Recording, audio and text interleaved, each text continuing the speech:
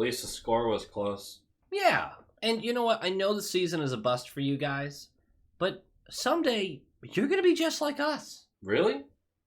You think that could happen soon? Sure, why not? Like next year? Oh, well, it's a little early, so probably not. 2024? No. 2025? No. 2020... 1 hour later. 2069? Nice, but no. 2071? No. 2 hours later. 2172? No. 3 hours later. Can you move it along? I'm all out of time cards. 2248? You know what? What? No, probably not. Just like the Leafs. Yeah, but poorer. Low quality fans! Quality Bruins team, that is a dub! I'm trying to calm down. I'm trying to relax. I'm trying to figure out what to say because Ollie the Bear, Olmark, Big Penis Linus, I don't even like that nickname, but you gotta say it right now, does something that no Bruin has ever done before. Maybe I'll put that in the thumbnail, clickbait the hell out of this one. I hate clickbaiters. I'm not going to do that. I'm not going to do that. I'm not going to do that. But he scores a goal. Spoiler alert, he scores a goal. We're going to get there. We're going to talk about it. And we needed something like that because this game wasn't boring, but it wasn't that entertaining. And it became very clear after the first period that the Bruins were just trying to get their 2 points and get out of there. I mean, that was the goal. That's always the goal, but they just wanted to go and continue the road trip, get to Edmonton, and that's what happens when you have a team that has now 95 points in the first 58 games played. I mean, 95 points, for those of you who don't know, 95 points is usually used as your threshold for you made the playoffs versus you didn't make the playoffs. If you get to 95 points, typically, not always, but typically, you are at least a wild card team. And the Bruins have 24 more games to improve on that. This team's pretty good. The team we're facing, not very good. 4-4-2 in their last 10. They are unbelievably bad defensively. They're 31st in goals allowed per game in a brutal 66% penalty kill. 1/3 of the time, ironically, that's how many power plays we would score on. 1/3 of the time that they take a penalty, they allow a goal off of the ensuing penalty kill. That ain't good. You know what else isn't good? Not liking, commenting, subscribing. Nailed it. They are good at offense, though. They are top 10 in goals scored per game. They are top 11th on the power play, because their power play is pretty good because they can score goals. And their goaltending ranks near the absolute bottom, if not dead last, with neither goalie managing above an .890 average save percentage. In fact, I think one of them is in the 870s. Butt cheeks. They've dealt with a lot of injuries right now. Oliver Ekman-Larsson's out. Curtis Lazar, Thatcher Demko, which he has been terrible all season anyway. Travis Dermott, Mikheyev is out. Tanner Pearson, Pullman, bunch of injuries, right? They don't care. They don't care because this season is a lost season. And this is the exact type of team, and I expected a little more, honestly, but this is the exact type of team that the Bruins should thrive against. Because they're great offensively. Guess what? We have the number one defense in the league, and we just brought in another number one defenseman. Again, the trade deadline video.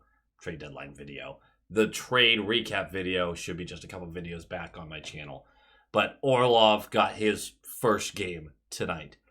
So our defense should more than handle them. And they're terrible defensively. So our offense should rack them up because we are top. I think we're second in the league or third in the league right now offensively. Like, we should not struggle against a team like this. We really didn't. Olmark is going to get the start for us. We are going to have a debut for Hathaway and Orlov, and the lines are going to go like this. Marchand, Bergeron, DeBrusk, Zacha, Krejci, Pasta, Hall, Coyle, Freddie, Foligno, Nosek, Hathaway. I thought Nosek was going to be out for another game, so Freddie was going to slot in on the fourth line, and then Hathaway would be up on the third. but that is not the way it worked out. The defensive pairings, a lot of people thought Orlov and Mack were going to go right away. It looks like Orlov's going to get sheltered a little bit until he has more time with the team. He's going to go Grizz, Mack, Lindholm, Carlo, Forbort, Orlov, which is about where I expected him. I talked a little bit in that video about having Orlov on the lower pair to start. Nosek returning, nice little boost there. Fourth line still doesn't play that much. We're going to talk a little bit about that as well. Lettieri, this is just a little bit of stuff. Lettieri is going on waivers. He originally got called up because of some of the injuries we were dealing with, but never actually played. Cliffy scratched, obviously, for this game to make room for Orlov. And Greer, who I doubt sees much time if we're staying healthy, also scratched. You can expect Clifton to go back into the lineup, if not next game, the game after. They're probably going to cycle defensemen as much as possible right now to make sure that we have all seven guys very fresh, because Clifton belongs on the ice as well. But let's talk about this game, shall we? Puck drops! And 2:54 in. We look great. Up 4 shots to none. We are dominating possession. But Forbort's going to lose his stick at one point and just pulls down a Vancouver player from behind. Just the dumbest absolute play. And we're going to go to the penalty kill, and we kill it. And then, for the next 12 minutes, it's hockey.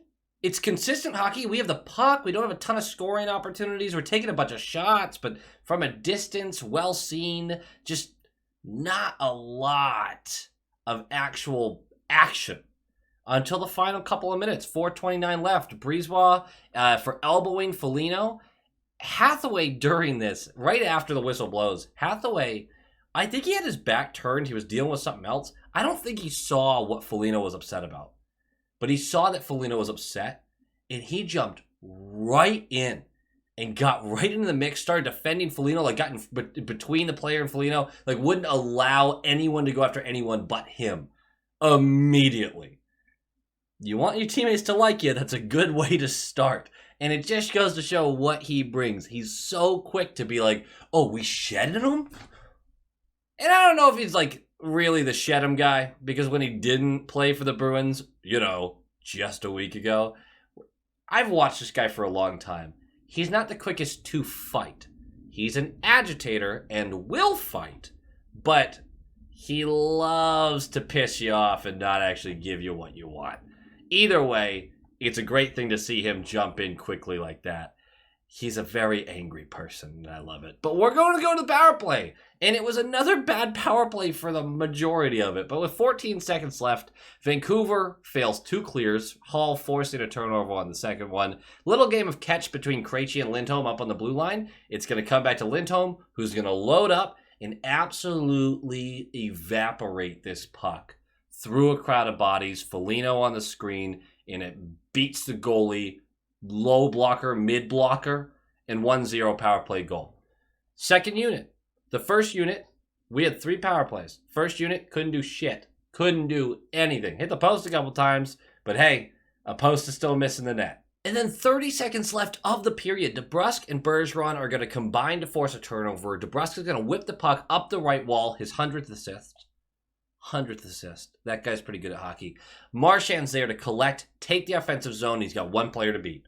Burrows is there, and he shimmies inside, goes into the slot, and beats the goalie, low glove. It's 2-0, end of the period, and I thought we were going to score 6 this game. Mostly because I had predicted we would score 6 this game, and I wanted my prediction to be right. 2-0, late in the first. A real morality crusher. And second period is when it all started. It looked like we fell asleep, and we didn't wake up till much later in the third. And it's not like we were getting outplayed massively. It's simply we weren't doing a lot. A lot of turnovers, a lot of sloppiness. We were just kind of skating. And 2 minutes in, Vancouver goes for too many men. Terrible power play. 8:14 in, bad turnover by Carlo leads to Coyle taking a tripping call on Hughes. We're going to kill that one off. It was a terrible call because Coyle had the puck on his stick and Hughes tripped over the stick while trying to kick the puck off his stick. Don't know how that's tripping, but it is. Either way, we kill it. It's a fantastic kill. And 8:52 left. Wallinen for holding. We're going to go to the power play. But we don't get anything off it. Although Zacha does hit the bar so loud that Walt Disney probably woke up out of his cryo freeze. Zacha's got a shot and a half, man. And it's always so close. And I know I call him the king of almost for the first half of the season, but now I'm kind of expecting those to go in more often. I think he's really gained some confidence on that. The power play will end with Hall going for hooking, like literally after the power play expires, and we're going to kill that too. Go into the third period. You do get a little nervous. Because even though before this goal I sat there and went, it just doesn't feel like Vancouver's ever going to score. Because they're going to need a lucky bounce. And it's not exactly what they got. They got a lucky defensive lapse. It's 12:36 left. It's a 3-on-3, and Orlov, who's playing the left side, and Forbort, it's used to playing the left side, both go for the same guy in the left corner. And they didn't wake up fast enough because the puck gets moved down to Garland behind the Knight behind the net. Garland then just chucks it right up to Boser, who has a tap-in on Olmark. And it's 2-1 with over 12 minutes left of the game. And it's a little piece of you that goes, you let a bad team hang around too long. And then very quickly you go, yeah, not this team. Not these Bruins. No. If it was Tampa or Carolina or a team that like you really respected this season, you'd go, oh, maybe they're going to pot another one. It's going to be like, there's a concern there. But not against Vancouver. And it wouldn't be Ducks, Blue Jackets, really anyone not in playoff position. You just don't expect the Bruins to blow it. Not this year. You just don't. Now, Forbort was the one who should have covered back. He was the right D. He should have come back the other way. Those lapses are going to happen while people get used to each other. That's okay. That's a mistake was made. I'm not going to crucify the guy for it. This kind of stuff happens when you get new teammates and you get 0 practices with them. Boom, go play. It's hard. So, give him a pass there. And then, with 45 seconds left of the game, the most exciting part of the game, Vancouver stupidly throws the puck into our zone. Empty net. But they don't use the boards. No, they threw it right in on Olmark. Olmark had to skate 5 feet out of his net to the right, collects the puck, eyes up the entire time. He's ready. And he sauces this son of a bitch 192 feet. I mean, this was a rainbow arc. This was gorgeous. Flings it, and it's going. And the whole crowd, you hear the whole crowd going, oh, sinks it. I mean, a perfect putt, a full court shot, whatever you want to call it. And it is the first Bruins goalie to ever score a goal. Congratulations, Olmark. You got it. And we were all waiting all season. It started early in the season. The first month of the season, we had Swayman attempt one and Olmark attempt one. First month and a half. And we've just been waiting since. And we got it. 3-1. That's your final. We do have a little bit of bad news. I do not know if this is a real thing yet. Orlov did look hurt after blocking a shot with about 3 seconds left in the game. So we will see what happens there. But let's go to the game notes. Olmark. A .938 save percentage on the season. Sub 2 goals allowed average. I think it's well below 2. I mean, he's your odds-on favorite for a Vezina. And he just scored a goal. Ugh. Who has more fun than us? Really, who has more fun than us? Little things about Hathaway and Orlov. Hathaway brings that sandpaper. He's way better offensively than his line mates. That's so obvious already. I thought it was going to be obvious, and it was. He would be great on the third line, I believe. And I believe him and Freddie on a line together would also be really fun.